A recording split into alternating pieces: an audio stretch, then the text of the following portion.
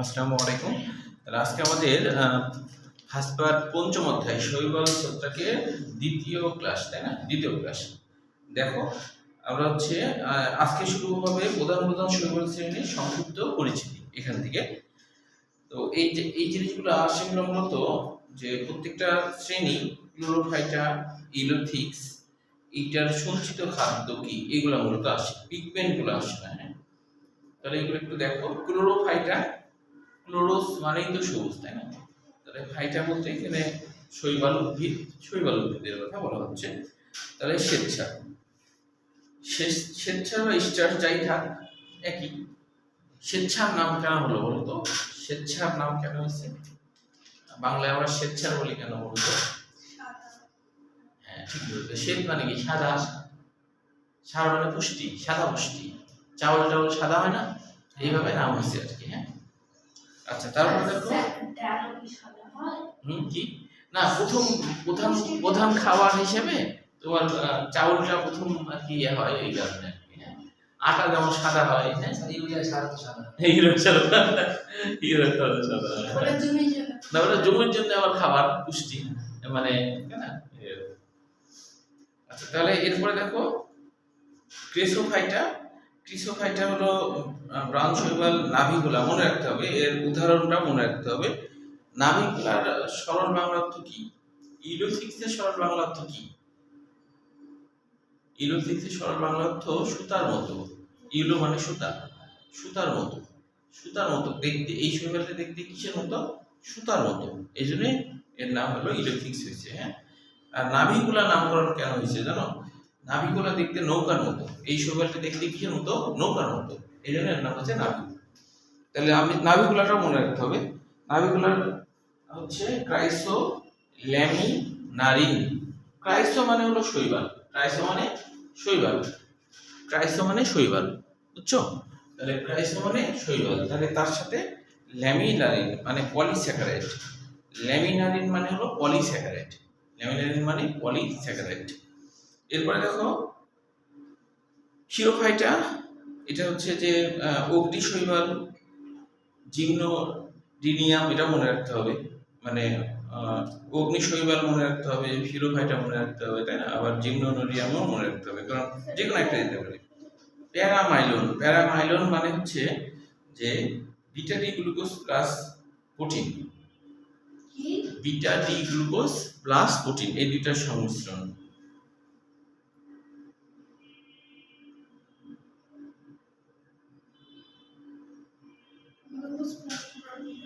হ্যাঁ, এটা দেখো।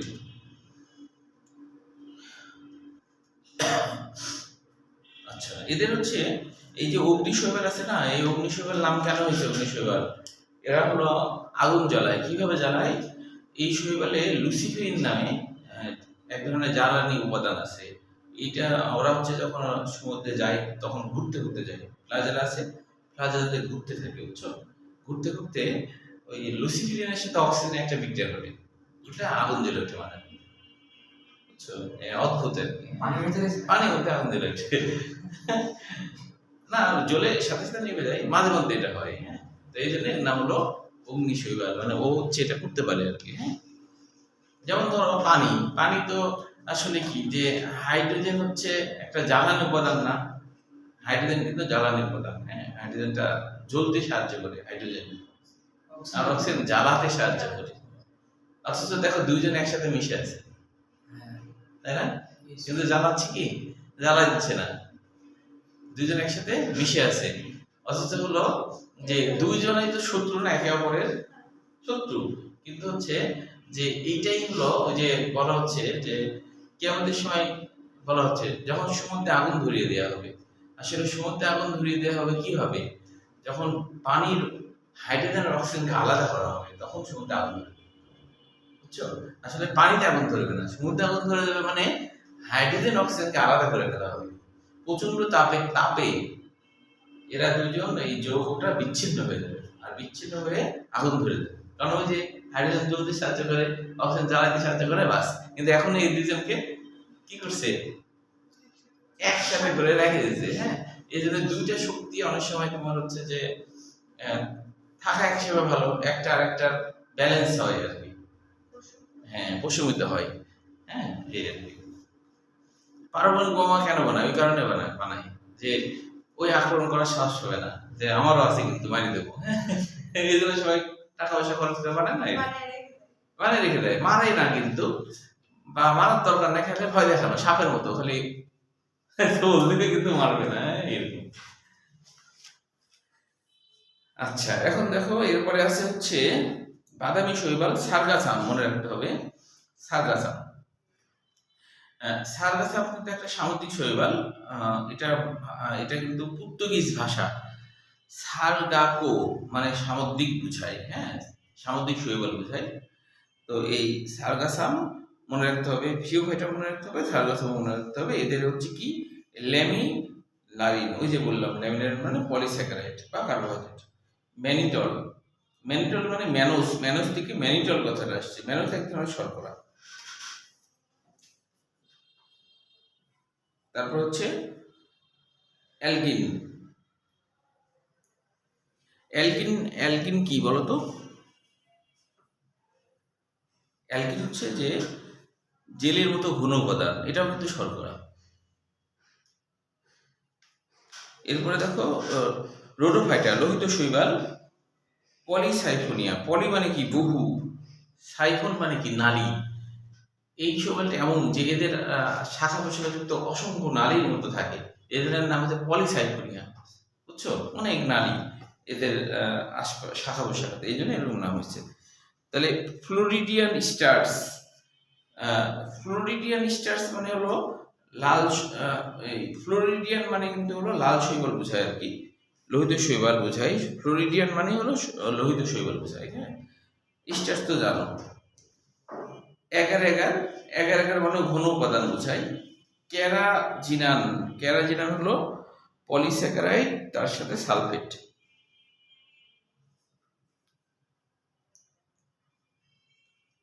তাহলে এইগুলো হচ্ছে এমসিকিউর জন্য লাগবে, হ্যাঁ।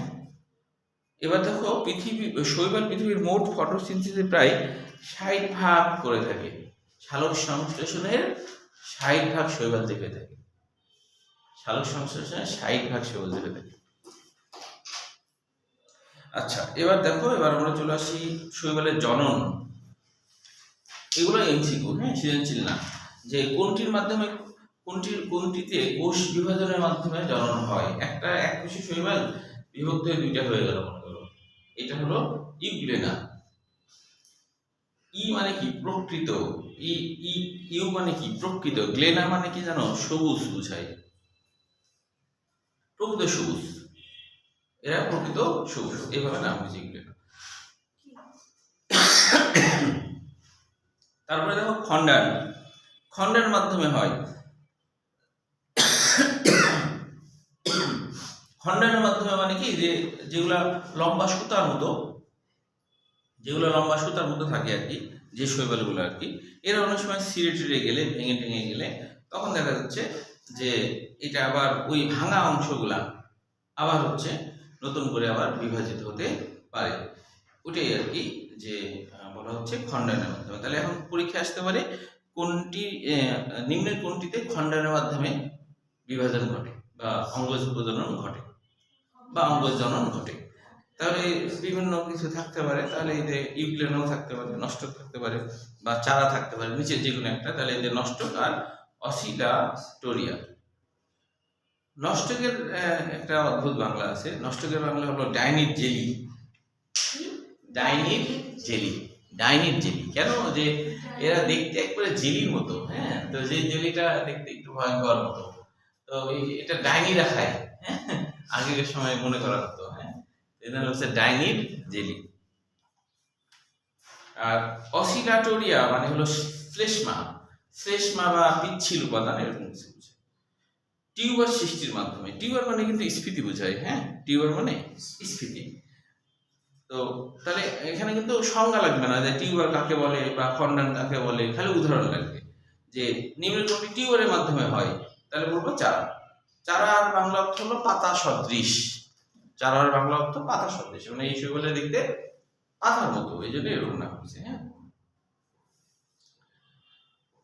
আচ্ছা, এরপরে দেখো যে কুড়ি সৃষ্টির মাধ্যমে, কুড়ি ওই যে বাডিং হয়, তাহলে কি বলছে যে কুড়ি সৃষ্টির মাধ্যমে কোনো কোনো শৈবালে, মানে কোনো একটা শৈবালে ছোট্ট একটা স্ফীতি গঠন তৈরি করলো, কুড়ি মানে অনুচারার মতো আর কি। যেমন প্রোটোসাইফোন, মানে প্রাথমিক নালী, ছোট ছোট নালীর মতো প্রাথমিক নালী, বড় হয়নি, এই জন্য নাম হলো প্রোটোসাইফোন, মানে প্রাথমিক নালী। তাহলে এদের হলো কুড়ি সৃষ্টির মাধ্যমে। এরপরে দেখো হর্মোগুনিয়ার নামকরণটা কেন হয়েছে জানো? যে হর্মোগুনিয়ার নামকরণটা হচ্ছে এই কারণে যে কিছু কিছু বড় বড় তোমার হচ্ছে শৈবাল থাকে, মানে সুতা আকৃতির, যেমন নষ্টক বড়, হ্যাঁ, তো ধরো এরকম বিশাল বড় এরকম আছে। তো এই নষ্টকের কোনো জায়গা ধরো খন্ড খন্ড হয়ে গেল, এরকম আলাদা আলাদা খন্ড খন্ড হয়ে গেছে, এরকম আলাদা আলাদা খন্ড হয়ে গেছে। এখন এই খণ্ডগুলোর মধ্যে যে কোষগুলো আছে আর কি, ওই কোষে এমন এক ধরনের জিন আছে, যেই জিন কি করে হরমোন নিঃসরণ করতে পারে, যে জিন কি করে হরমোন নিঃসরণ করে। এই খণ্ডগুলো হরমোন নিঃসরণের মাধ্যমে আবার বিভাজন ঘটায়। এদের নাম হচ্ছে হর্মোগুনিয়া, তাহলে এখানে হর্ম মানে উদ্দীপনা, গুনিয়া মানে কোষ তৈরি বা প্রজনন, মানে কি হরমোন তৈরির মাধ্যমে প্রজনন ঘটালো, এই জন্য নাম হচ্ছে কি হর্মোগুনিয়া। বুঝতে পারছো? তাহলে মনে রাখতে হবে কি নষ্ট অসিফ্যাটোরিয়া। আচ্ছা, তাহলে এখন দেখো এখানে আরেকটা শব্দ আছে হেটারোসিস্ট, এটা সম্পর্কে একটু জানো যে হেটারোসিস্ট জিনিসকে, এই যে আঘাত বা সেপারেশন ডিস্ক বা হেটারোসিস্ট তৈরির ফলে হর্মোনিয়া তৈরি হয়। অর্থাৎ হলো যে কোনো কারণবশত তোমার দেখা গেল যে আঘাতের মাধ্যমে ভেঙে গেল, এর মধ্যে কিছু কোষ আকৃতিতে তোমার বড় হয়ে যায়, একটু স্ফীতি হয় প্রান্তের দিকে, তারপর সেখান থেকে বিশেষ হরমোন ক্ষরণ করে তার হলো বিভাজন ঘটে, ওইটাকে বলা হয় হেটারোসিস্ট। হেটারো মানে ভিন্ন ধরনের সিস্ট, হেটারো মানে ভিন্ন, সিস্ট মানে কি বাইরে একটা শক্ত আবরণ, তাহলে এই ভিন্ন ধরনের একটা শক্ত আবরণ তৈরি করলো। তাহলে হেটারোসিস্ট বলতে ভিন্ন ধরনের কোষ তারা মানে শক্ত আবরণ তৈরি করছে, এভাবে মনে রাখতে হবে হেটারোসিস্ট, অন্যান্য কোষ থেকে ভিন্ন। তাহলে এখানে স্বাভাবিক কোষ আছে, এই কোষটা ভিন্ন হলো, তাহলে এর নাম হেটারোসিস্ট। এই কোষটা ভিন্ন, তাহলে এর নাম কি হেটারোসিস্ট।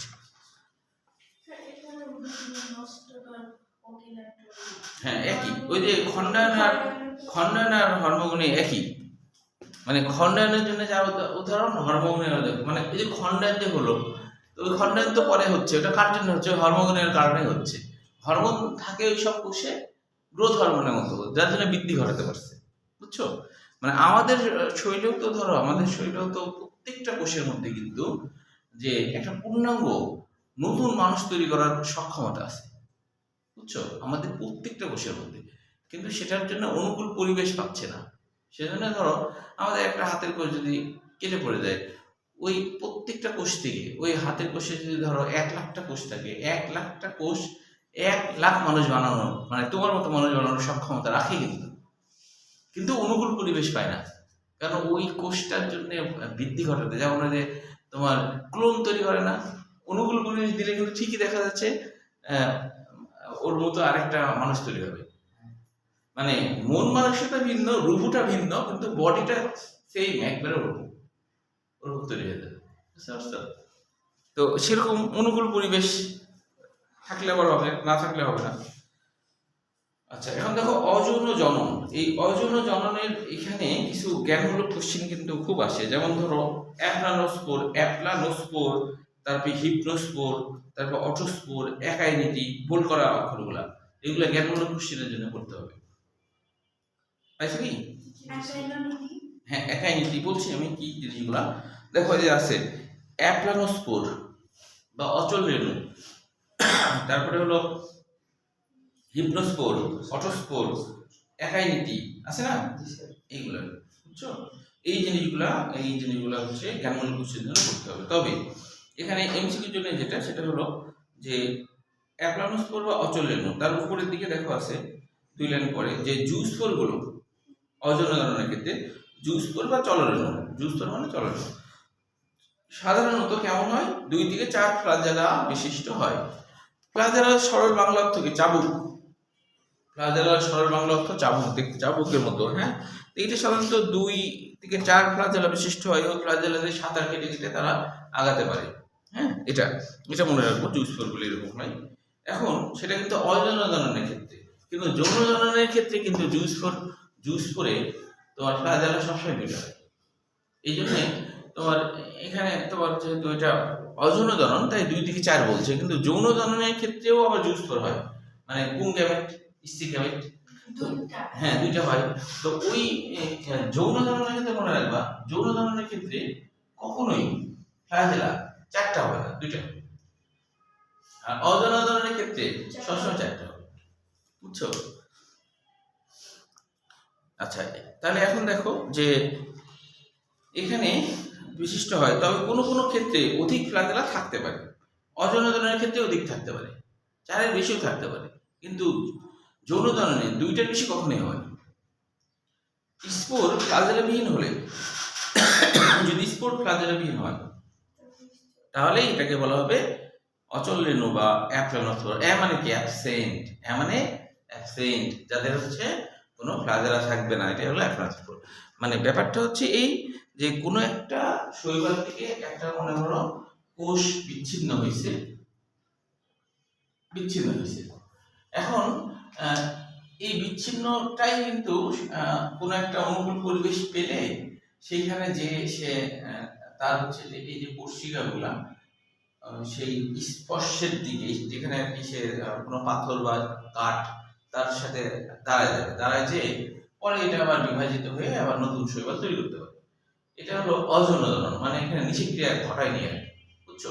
এখন যদি এরকম ঘটে যে কোনো ফ্লাজেলাই নাই, তখন এটাকে বলা হবে অ্যাপ্লানোস্পোর। ফ্লাজেলা যদি না থাকে তাহলে অ্যাবসেন্ট। হ্যাঁ, এই তারপরে বলছে উদাহরণটা মনে রাখবো, যেমন মাইক্রোস্পোরা। মাইক্রোস্পোরা মানে যে স্পোরে ছোট ছিদ্র থাকে তাকে বলে মাইক্রোস্পোরা। চরম প্রতিকূল পরিবেশে, দীর্ঘ শুষ্ক পরিবেশে অ্যাপ্লানোস্পোর পুরো প্রাচীর বিশিষ্ট হলে তাকে হিপনোস্পোর বলে। হিপনো মানে কি জানো? ঘুম। হিপনো মানে কি? ঘুম বা ঘুমন্ত। স্পোর মানে তো জানোই অনুবিষ, যেটা মাইক্রোস্কোপ ছাড়া যে বীজ দেখা যায় না তাকে বলা হয় স্পোর। তাহলে ঘুমন্ত স্পোর। হিপনোস্পোর মানে কি? ঘুমন্ত।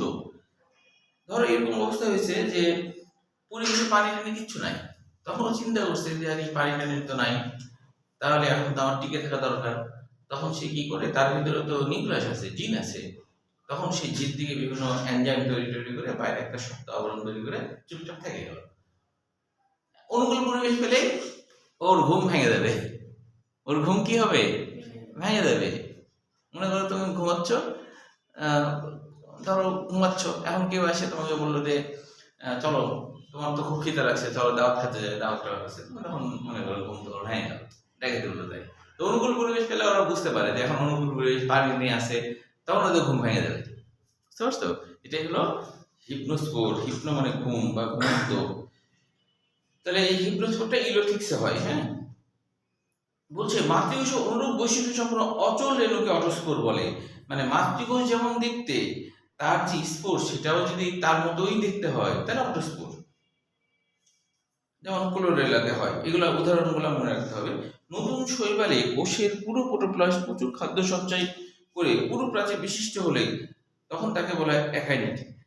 কোনো কোনো শৈবালে দেখো ছবিও আছে, কিন্তু অ্যাকাইনিটির ছবি, এই যে উপরে দিকে ছবি আছে, হ্যাঁ, যে প্রচুর খাদ্য সঞ্চয় করছে। কেন? যখন সে বিপদকালের জন্য প্রচুর খাদ্য সঞ্চয় করে রাখে, বিপদকালের জন্য, যে যদি হঠাৎ খাবার পানি টানি সব শুকায় যায়, খাবার বেশি করে জমা রাখি যাতে আমি বেঁচে থাকতে পারি, আমার বিক্রিয়া যেন বন্ধ না হয়। তো তখন এরকম ভাবে যদি থাকে তাহলে এর নাম হলো অ্যাকাইনিটি। এই যে অনুকূল পরিবেশে অ্যাকাইনিটি অঙ্কুরিত হয়ে নতুন শৈবালের সৃষ্টি হয়। যেমন কারা কারা সেটা মনে রাখতে হবে। নষ্ট পিথোফোরা। পিথোফোরা নাম হয়েছে কেন জানো?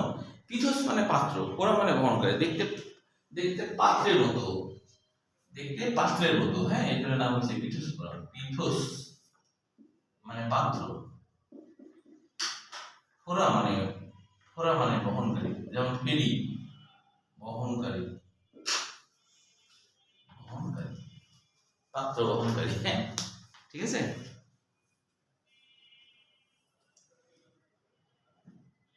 আর এরপর দেখো ক্লাডোফোরা। ক্লাডোফোরা নামকরণ কেন হয়েছে? ক্লাডোস মানে হলো শাখা প্রশাখা, ফোরা মানে বহনকারী। ক্লাডোস, ক্লাডোস মানে হচ্ছে ক্লাডোস, ক্লাডোস মানে শাখা প্রশাখা,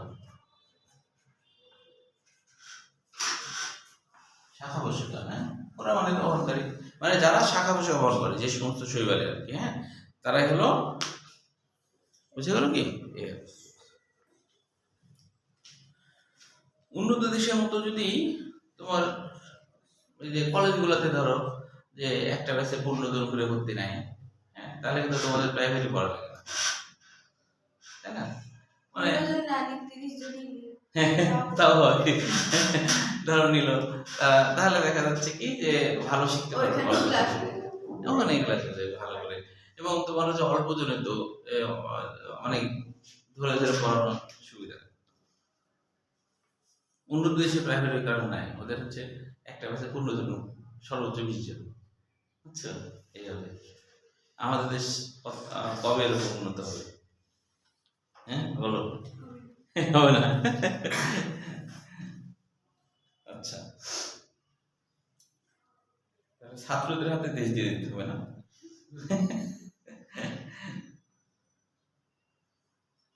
তবে তোমাদের এইসব বই, একাধিক বই টই এগুলা থাকা উচিত না আসলে, তাই না?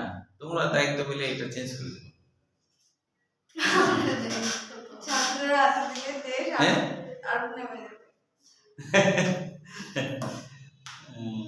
হাসরাত আব্দুল্লাহকে বলতে হবে তোমাদের এগুলা সিস্টেম গুলা। আচ্ছা, তারপরে দেখো এবার দেখো অক্সস্পোর, যে বলছে যে এখানে বলছে যে হলো যে ডায়াটম জাতীয় শৈবালে, ডায়াটম জাতীয় শৈবালে বিশেষ ধরনের রেণু সৃষ্টির মাধ্যমে সংখ্যা বৃদ্ধি হয়। এই বিশেষ ধরনের রেণুটা আসলে কেমন সেটা একটু খেয়াল করো। বিশেষ ধরনের রেণুটা কেমন?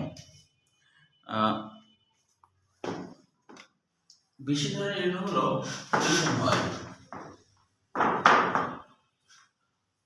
অক্সস্পোরটা এরকম হয়, যে এই ডায়াটম শৈবাল কিন্তু যদি লম্বচ্ছেদ করি তাহলে এরকম দেখায় আর কি। হ্যাঁ, নরমালি আসলে দেখতে কিছুটা এরকম, ভিতরে এরকম হয় নরমালি দেখতে, এরকম দেখতে। এই জন্য এর নাম হলো নৌকা সদৃশ। হ্যাঁ, তো এটা ডায়াটম লম্বচ্ছেদ করি। তো দেখা যায় এদের হলো দুইটা প্রাচীর, কোষ প্রাচীর দুইটা, এর এক পার্ট হলো বাইরের দিকে থাকে আর এক পার্ট হলো ভিতরের দিকে থাকে। হ্যাঁ, এক পার্ট ছোট। এখানে ধর একটা নিউক্লিয়াস আছে। এখন এদের প্রথমে যেটা হয়, যখন এরা স্পোর তৈরি করবে, মানে নতুন করে যখন আবার আবার বংশ বিস্তার করবে আর কি, ওই সময় কি হয়? ওই সময় হয় কি যে ওদের নিউক্লিয়াস যখন দুই ভাগে ভাগ হয় তখন দেখে এরকম হয়, এটা দূরে সরে গেল, এই দুইজন সরে গেল এবং নিউক্লিয়াস দুইটা হলো, মনে করো। হ্যাঁ, দুইটা হলো। এবার এখানে আরেকটা কোষ প্রাচীর তৈরি হলো, এখানে আরেকটা কোষ প্রাচীর তৈরি হলো। এখন ছোটটাতে যে কোষ প্রাচীর তৈরি হলো না, সেটা তো ছোট হয়ে গেল না? সেটা ছোট হয়ে গেল কিনা? আবার যখন ছোটটা যখন আলাদা হবে তখন দেখো তো, আবার ছোটটা যখন আলাদা হবে তখন আরো ছোট হবে না? আরো ছোট হবে কিনা? এইভাবে 4-5বার বিভাজনের সময় নাভিগুলো শৈবাল বুঝতে পারে আরে আমরা তো ছোট হয়ে যাচ্ছি দিন দিন, বুঝলি? মানে এক পার্ট ও এই সেন্স করে, হ্যাঁ, যে এক পার্টের নিউক্লিয়াসের যে জিন আছে না, ওই জিনদের আর কি ওটা সেন্স করার সক্ষমতা আছে, বুঝছো? ওই জিনরা সেন্স করে তাই আমরা তো ছোট হয়ে যাচ্ছি, তাহলে তো সমস্যা। তাহলে আমাদের কি করতে হবে? আমরা যেন ছোট হয়ে না যাই, তাহলে আর বিভাজন করব না। 4-5বার বিভাজন করার পর ওরা বিভাজন বন্ধ করে দেয়। বন্ধ করে দিয়ে সে কি করে?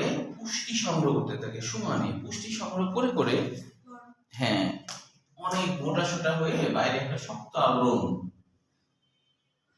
বুঝছো? বাইরে একটা শক্ত আবরণ দ্বারা একটা স্পোর তৈরি করে। অক্ষ মানে বাইরে বোঝায়, বাইরের দিকে একটা শক্ত আবরণ দ্বারা স্পোর তৈরি করে, আর ভিতরে প্রচুর পুষ্টি সঞ্চয় করে থাকে। হ্যাঁ, তো ভিতরে পুষ্টি সঞ্চয় করতে থাকে, এই বাইরের প্রাচীর ভেদ করে সঞ্চয় করতেই থাকে। যখন অনেক পুষ্টি সঞ্চয় হয়ে যায় তখন এই স্পোর ভেঙে আবার বের যখন হয় তখন কিন্তু আবার আগের মতো এত বড় হয়ে থাকে। এটাকে বলে বিশেষ ধরনের স্পোর, অক্ষ স্পোর। বুঝছো?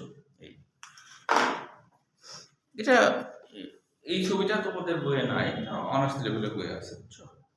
আচ্ছা, তাহলে এই গেল। তাহলে এটা নামগুলো একটা মনে রাখতে হবে। তারপরে আরো আছে ইলিপসোস্পোরিয়াম, তারপরে আছে অ্যানাবেনা। অ্যানাবেনা নামকরণ কেন হলো? তারপরে হচ্ছে এই যে স্পোরিয়াম যেটা, এটার বাংলা কি দেখো। ইলিপসোস মানে ডিম্বাকার, ইলিপসোস মানে ডিম্বাকার, স্পোরটা হলো ডিম্বাকার। এটাই হলো দেখতে ডিম্বাকারের মতো, ডিম সাধারণত গোল হয়, এটা কি ডিমের মতো। অ্যানাবেনা বলতে বোঝায় যে এই স্পোরগুলা উপরে ভাসতে থাকে, পানির উপরের দিকে ভাসে। অ্যানা মানে উপরে, বেনা মানে হলো থাকা, উপরের দিকে থাকা, এই জন্য এরকম নাম হয়েছে। উদাহরণগুলো মনে রাখতে হবে। এবার দেখো যৌন জনন। যৌন জননে তোমার হচ্ছে যৌন জননের ক্ষেত্রে এটা কিন্তু সৃজনশীল হিসেবে আসে। যৌন জননটা ক্ষয়ের জন্য আসে। সৃজনশীল বলতে ক্ষয়ের জন্য আসে যৌন জননটা। ক্ষয়ের জন্য বলতে যে এদের যৌন জনন 3 রকমের হয়, যেমন হোমোথ্যালিক বা সহবাসী। হোমোথ্যালিক বা সহবাসী মানে কি? যখন একই দেহে বিপরীত যৌনধর্মী জননকোষ উৎপন্ন হয়, তাই না? তাহলে কি ওটা সহবাসী না? নিজ দেহেই হচ্ছে, তাহলে এটা সহবাসী। যেমন এটা স্পাইরাল হয়, এটা মনে রাখতে হবে। এটা মানে উদাহরণ সহ ক্ষয়ের জন্য আর কি। আবার হেটারোথ্যালিক ভিন্নবাসী মানে কি? আলাদা আলাদা শৈবালে পুংগ্যামেট স্ত্রীগ্যামেট হয়, এটা তো বুঝতে পারবে। তারপরে এগুলো ক্ষয়ের জন্য আসে। জননকোষের ভিত্তিতে শৈবালে 3 ধরনের যৌন জনন ঘটে। 3 ধরনের। একটা হলো আইসোগ্যামি, ওই যে আইসো মানে তো সেম বা একই, তাই না? গ্যামি মানে গ্যামেট। তাহলে যখন দুইটা গ্যামেট সেম হয়, দেখতে একই রকম হয় সাইজে, বুঝুনি? একই রকম, এই যত বড়, আবার মনে করো যে এও তত বড়, তাহলে এটা কি? এটা হলো আইসোগ্যামি, তাই না? আর হেটারো মানে ভিন্ন, তাই না? না, অ্যানাইসো মানে ভিন্ন, হেটারো মানেও ভিন্ন। অ্যানাইসো মানে ভিন্ন, হেটারো মানেও ভিন্ন। যখন একটা ছোট হবে আর একটা বড় হবে তখন হলো অ্যানাইসোগ্যামাস। উগ্যামি, এটার ক্ষেত্রেও তাই, একটা ছোট একটা বড়, তবে পার্থক্য আছে। উগ্যামির ক্ষেত্রে হয় কি যে স্ত্রী গ্যামেট সে বাইরে বের হয়ে আসে না, ওর বাড়িতে বসে থাকে। আর পুংগ্যামেট সাঁতার কেটে ওর সাথে যায় মিলিত হয়, তাহলে এটা উগ্যামি হবে। বুঝতে পারছো? এটাই হলো পার্থক্য অ্যানাইসোগ্যামি বা হেটারোগ্যামি আর উগ্যামির মধ্যে পার্থক্য। অ্যানাইসোগ্যামিতে উভয়ের কাছে যাবে। এই তাহলে উদাহরণ সহ এগুলো ক্ষয়ের জন্য মনে রাখতে হবে। হ্যাঁ, আচ্ছা, এবার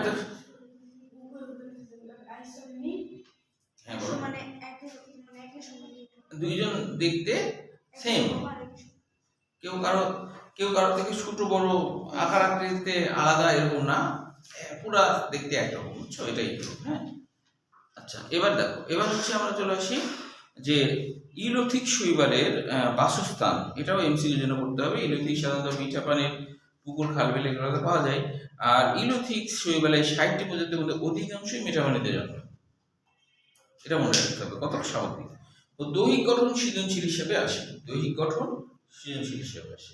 এই দৈহিক গঠনের মধ্যে একটা জ্ঞানমূলক কোশ্চেন আসে, যেমন পাইরিনেট কাকে বলে? পাইরিনেট কাকে বলে? হ্যাঁ, এরা হলো প্রোটিন জাতীয়, তার সাথে কিছু থাকে, শর্করা থাকে। প্রোটিন জাতীয়, তার সাথে কিছু শর্করা বা স্টার্চ থাকে। তো পাইরিনেটের বাংলা অর্থ হলো চকচকে, এট মানে মতো। পাইরিন যোগ এট মানে চকচকের মতো। এটা হলো পাইরিনেট, প্রোটিন আর স্টার্চ বা শর্করা দিয়ে তৈরি। আচ্ছা, এখন এইটার সৃজনশীলটা তোমার হচ্ছে জননের আগ পর্যন্ত দেখতে হবে। দৈহিক গঠন থেকে একটু খুবই সোজা। ছবিটা আমি একটু দেখাই, তোমরা আঁকতে পারবা, কঠিন না, খুবই সহজ।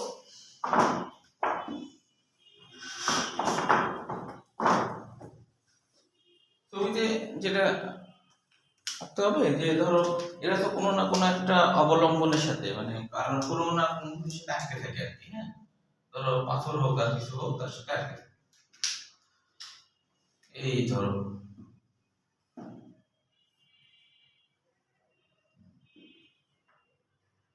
এভাবে প্রথমে কতগুলা একটু আয়তাকার ধরনের হয় দেখাবা,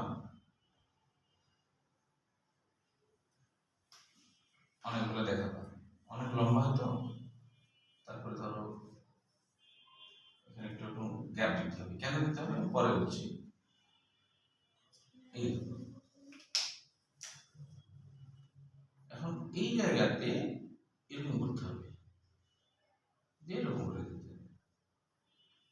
এই জিনিসটা কি জানো, এটা হলো বেল্ট আকৃতির বা গাঁটল আকৃতির ক্লোরোপ্লাস্ট। মানে ক্লোরোপ্লাস্টটা এটা ধরো নিউক্লিয়াসকে ঘিরে এইভাবে আছে, এইভাবে, বুঝতে পারছো, এইভাবে আছে। হ্যাঁ, এখন এই বেল্ট আকৃতির ক্লোরোপ্লাস্টের গায়ে এই যে এই জায়গাগুলোতে পাইরিনেট থাকে, পাইরিনেট, ওই যে পাইরিনেটের কথা বললাম না। হ্যাঁ, পড়ার জগতে শখ হয়েছে তাই না। এই দেখো, হ্যাঁ, এইভাবে সবগুলো আঁকবা উল্টা সবগুলো এই। এখন ওখানে আমি ওখানে গ্যাপ দিলাম কেন বলো তো, এখানে গ্যাপ দিয়েছি না একটা, নিউক্লিয়াস ভিতরে দিতে হবে। হ্যাঁ, নিউক্লিয়াসের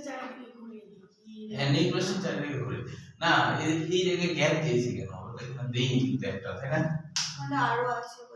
না, এখানে বোঝানো হচ্ছে যে ইলিফিক শৈবালের গোটা একটা কোষ, এরাই হলো জুস ফল হিসেবে বের হয়ে গেছে।